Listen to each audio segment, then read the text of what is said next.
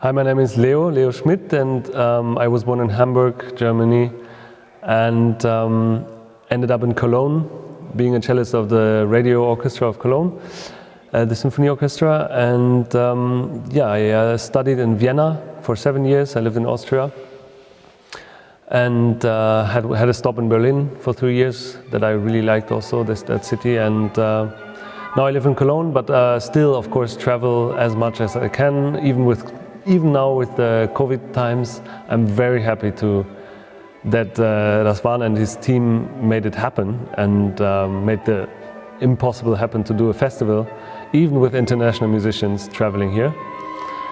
And I'm very glad to be, especially in this part of Romania, because my mother was born very near here in a small village and grew up here with her family until they emigrated to Germany in the end of the 70s. So there is a connection, even if it's not a real connection, because of course I never experienced it myself, living in Romania or living in this part of the country. But of course, instantly when I came here the first time, I recognized the food of my grandmother that she always made, and you feel like something is there as a connection. And so, yeah, I'm very happy to play music, and in the same time experiencing my roots in a way. And it's a perfect combination for me. Yeah, so playing with pandemic restrictions meant for me at the beginning, of course, not playing at all. I mean, at least for audiences.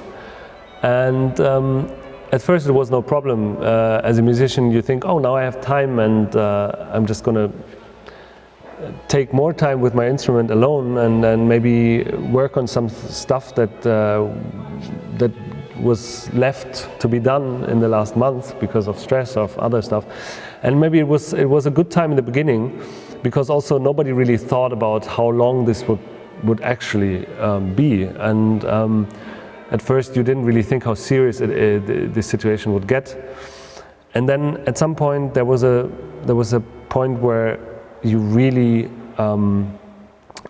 feel that it is a very big problem for the whole cultural world, and because you realize yourself that there's no concerts there, and as a performing musician, it's not just playing with your instrument, but also playing for the public, playing for somebody, and it's a very important part of the whole thing. You realize how important the counterpart, the public, is for you. And then, of course, in my case, I did some performing for the radio or for the TV without public live, but of course for people who listen to the radio.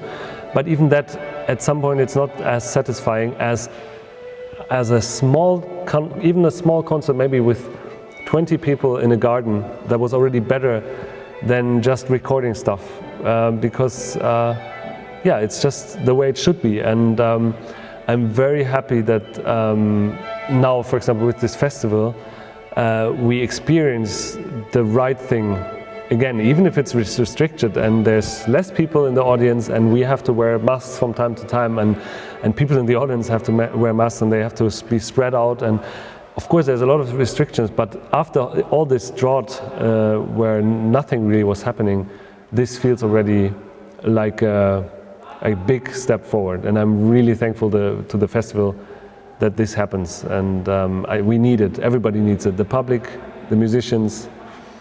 It's just what we need, and we should also always try to make anything possible within the restrictions to really push them towards the boundaries that we have to, of course, keep, but we should push to make things happen again. Otherwise, culture will fall asleep, and that's a dangerous thing for everybody.